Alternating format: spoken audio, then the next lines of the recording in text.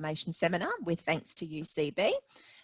Today we're going to be speaking to Paul from Seizure Alert Australia about a new device which is called the Nightwatch. So there's a lot for us to unpack. So welcome, Paul. Thank you so much for joining us. And would you like to start by telling us a little bit about the Nightwatch and what it does?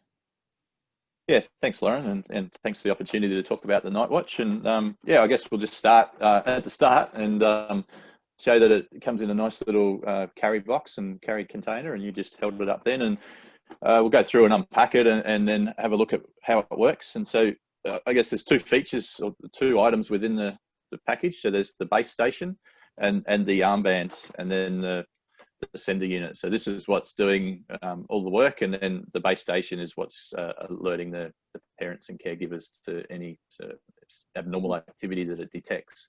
So the type of the activity that it detects is through the back here, there's a series of lights when it's turned on that look for pulse rate. So it's checking for heart rate.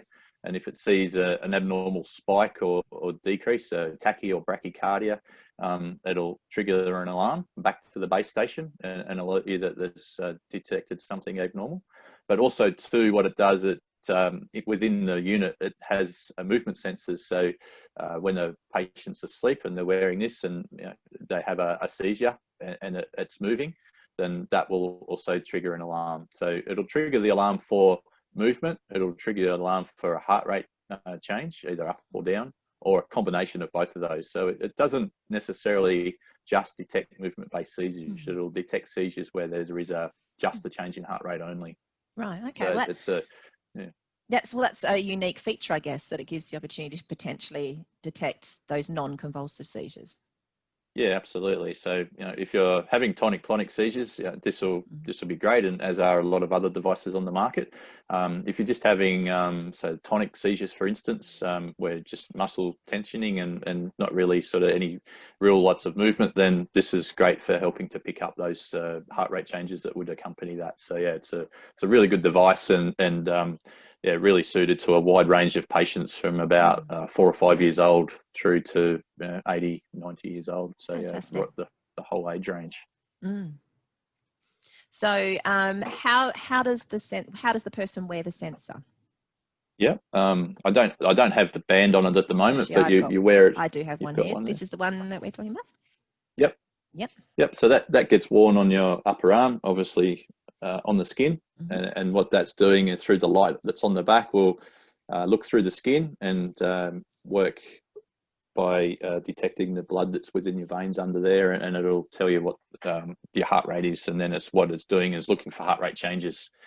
So then, once it detects that, like I said, whether it's a bradycardia or tachycardia, if there's a sudden change up or down, it'll find that and alert people to there's something abnormal happening, and to have a look and maybe render assistance.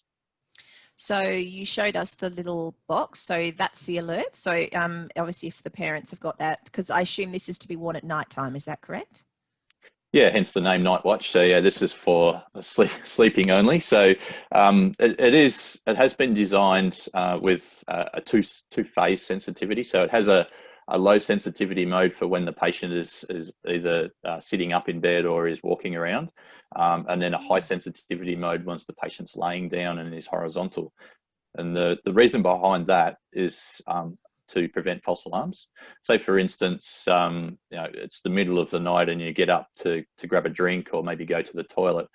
The movement might trigger a seizure alarm. So it goes into a low sensitivity mode once you become vertical. And so it stops looking for heart rate changes and stops looking for subtle movements, but it will sound an alarm all the same if there is convulsive movement. So if you do happen to have a tonic-clonic seizure when you do get up to go to the toilet or have a drink, it will still sound the alarm, but it takes more effort for it to do that. And then when you come back to bed and lay down again, after a period of about 2 minutes of laying horizontally and laying still, then it reactivates into the high sensitivity mode, and it takes less movement, and then it's also looking for heart rates as well at the same time once you become horizontal. That's really clever. That's a really clever feature. So, fantastic. So when the alarm goes off, obviously the carer or parents are alerted through the little box. What does it sound like? Is it a loud alarm? Yeah, so this is the base station, and you would have that by your bedside table or somewhere within, within reach or earshot, so you can be alerted. And yeah, it's quite an loud alarm, and yeah, unmistakable. So you can't mistake it for something else, and it will wake you up. But it also too, like a smoke alarm, has some little buttons on the top that you can turn the alarm off. So you might hear the alarm, you get up, you turn the alarm off, and then go and check that they're okay, and render assistance where needed. So yeah, it's an audible alarm, and it also has a series of lights on there too, which is will tell you what it's found. And then within the pack there's a instructional card, and it highlights all of the different light sequences and what they mean, and what to look for. Fantastic. So yeah. Can you give us an example? What are some of the lights? What are some of the that they give? So obviously, because it's mounted on a person, and people move, and sometimes you might roll over and lay on the arm that the band is on. That can do one of two things. It can move the sensor, and so it may stop picking up your heart rate. So if that happens, it'll send an alert to the base station, and it'll beep to let you know that it's no longer picking up the heart rate. And it'll also have a light that flashes, and if you look at the card, it'll show you what the corresponding light flash means. So it'll just let you know that it's not working as it should be. And the other thing that can happen too when you do lay on it like that is you might block the signal. So if you're at the extremities of the range and you lay on top of the base unit, your body will block the signal, and so weaken the signal, and so then it'll let you know that it's no longer picking up the signal from the sender unit, and so then you can go and see what's going on. Has it fallen off, or are they laying on it? You maybe just need to roll them back over the other way to make it work again. Oh, that's great, because it's quite a what's the band made of? It's I think quite pleasant to wear and feel, but what's it made of? Yeah, it is. Yeah, it's just a synthetic elastic material, and it's quite soft actually, and it's very surprisingly soft. Yeah. Yeah, it is. It's quite broad too. So it's probably, I haven't measured it. It might be 3 centimeters wide or 2.5 centimeters wide, and it's doesn't dig in, and it is really quite soft, and there's quite a length of it that comes in the pack. So you can get, if you buy it for a child, and as they grow, there's enough material there to get 2 or 3 armbands out of it over a period of time as that person grows. So you're not needing to cut it too long in the first instance. You can cut it and still have plenty left over. So yeah, it's just a synthetic, it's almost like a felt material that's got elastic built in, so it's a nice soft feel. And doesn't dig in, so it's yes, really... so it doesn't need to be tight. I mean, it needs to be firm, but it doesn't have to be to this tourniquet tightness to work, does it? So yeah, no, we don't need it to be cutting off your arm, but yeah, no, just as long as it's firm and it's not going to move around during the night, then that's fine. And sometimes too, a good option, obviously it needs to touch the skin, so a good option is to have it on your bare skin and maybe just pull the arm of your pajamas down over the top of it, and that kind of helps to hold it in place as well from movement throughout the night. So yeah, it doesn't tend to move too much. It sits pretty well. Fantastic. So tell us a little bit about, I guess, obviously it's software driven. So does it need the internet to work, or can it be connected to the internet? How does that all sort of work together? Yep, excellent question. So so this base station sits on the bedside table, or like I said, somewhere within earshot of the caregiver, and it doesn't need to have access to the internet at all to work, so it can work independently of the internet. The only thing it does need is to have access to electricity, and so the signal between the armband and the base station will be around 15 meters, and then obviously if it's within a house, it depends on the construction of the walls as to whether it be the full 15 meters or maybe only 10 if it's got some extra thick double brick walls, for instance. And yeah, so it's completely independent, and it can, and that's enough for some people.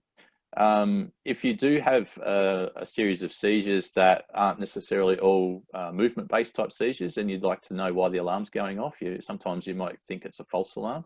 You can actually, on the back of it, there's a series of plugs, so you can actually connect it via an Ethernet cable to your home internet, to your Wi-Fi router. And what it does then is the data that it's collecting and seeing through the night is uploaded to an online portal, and so then you can actually access the portal and see via a graph of the readings that it's seeing what's happening, and it'll show you when an alarm occurred and whether it was movement or a heart rate and change that caused the alarm to happen, or a combination of both. And so then you can download that data then to show a consulting doctor or neurologist what's happening and what's caused, what's happening when you're seeing these events taking place. Sometimes you might think it's a false alarm, but then when you review the data, you actually see there's been a big heart rate spike, for instance, and it could be a sign of a non-movement based seizure that's happening and warrant further investigation. That's really helpful for particularly for new diagnosis and things, I guess, isn't it, to get a real picture Absolutely. of what actually is going on. And I guess, does that allow for upgrades or software upgrades and things? Yeah. So as it stands alone, obviously it's not connected to the internet. It is what it is. But if you connect it to the internet and there's a software upgrade or a firmware upgrade, and it can be pushed out to all the devices then to upgrade their software accordingly. So that's one of the bonuses of doing that. There's no cost to access the portal, and there's no ongoing fees. That's a free service. The only cost obviously would be accessing the internet, and it's not a data heavy type thing, so it doesn't use up much internet at all to do that. So there's no ongoing cost. It's just a straight up purchase. And you've got it for the duration that you need it for life, if so be it. One of the other things you might have seen on the back of the station, there's a 2 or 3 ports. One of the other ports is for this little device. This is a panic button. So it doubles as 2 things. So if you are aware that there's a seizure coming, if you have an aura or something and you think I'm about to have a seizure, you can hit this button and it will send out text messages to up to 5 phone numbers. So if you're living independently and you feel like you might be going to have a seizure, if you just hit that button, it'll send out a predefined text. You can tell it what you want it to say. It'll push that out to up to 5 phone numbers to alert them to maybe give you a call to see if you're okay in the first instance, and then if you don't answer, maybe they come and check on you. But also too, what it does is accesses through the system here, that if you don't get to push the panic button and you do have a seizure, then it will still send an alert out to those 5 phone numbers that you have pre-programmed that a seizure has been detected. So if the alarm band goes off and you don't get to hit the panic button for whatever reason, then it'll still send an alert out to those 5 numbers that it's detected some abnormal activity and you need to be checked on. So again, in that instance, if you receive that text message, you might call that person in the first instance to see if they are okay, and if you don't get an answer, you know there might have been something happened and you need to go and check. I guess that just increases the functionality, doesn't it? Like you mentioned, for those who live alone, an alarm going off in another room necessarily isn't going to be that helpful, but with the addition of that, it does give that prompt or that alert, which is fantastic. Absolutely. It's ideal for those that want that independence and to live on their own, or with a partner who might be at work through the day or something like that. So it does give you that level of independence, that there's someone sort of watching you if you're having a sleep at some time and you do have if you do have a seizure.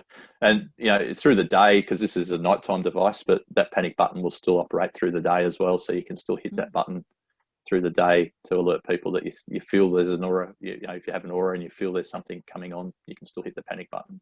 Well, so it is kind of almost multifunctional. That's really great. That's a great addition. That's fantastic. So how much does it cost to purchase the Nightwatch, and where could people purchase them from? Yeah, absolutely. So the Nightwatch system there, as we saw it come out of the box, is $2,490. That's GST free. That's medical devices don't attract GST.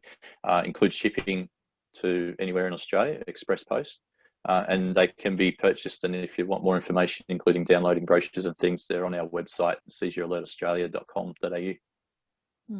I mean, and as you said, though, there's no subscription fees, which is great. And there is the ability, it's a long lasting device, as you said, if you can update it with software and things like that. So, it's a device that's going to last a family a long time. And as you mentioned, grow or change, let's say it starts with a child, it will grow with them if needs be. So that's great. That's fantastic. Is there anything else that you'd like to share with us about the Nightwatch that we haven't discussed yet? I just want to point out that the Nightwatch is a really new device. It's only been available in Australia directly from Australia within the last 3 to 4 months. Globally, it's only been on the market based in the Netherlands. It's only been on the market in Europe for about 18 months or thereabouts, and so it's brand new technology. It's a proven device. There's been a lot of testing. And if you look on the website, you can look up some of those test results to help justify the product and show its efficacy and show that it actually really works. 9 times out of 10. So it's a proven device. It's new to the market. It's the latest technology. And as we said, it has that potential to pick up those non-convulsive seizures, which is quite a unique feature in seizure alert technology at this stage. Anyway, most of the devices now are quite convulsive based. So to have that additional ability, I think, is really important that people understand that, because that's something that's quite unique about the Nightwatch. Yes, absolutely. Yeah, and I guess picking up movement, it's not necessarily easy to pick up movement, but it's the easier of the things to pick up. So there's a lot of devices out there that will sense movement, but to have something that will sense movement and other parameters like heart rate changes and things together is reasonably unique. That's really exciting. It's fantastic to see this development and growth and change in this field. So that's wonderful to hear. That's great. Well, thank you so much, and we really appreciate your time, and it's been a pleasure to speak with you. Thanks for sharing with us. Yeah, thanks, Lauren. Thanks for the time. Bye.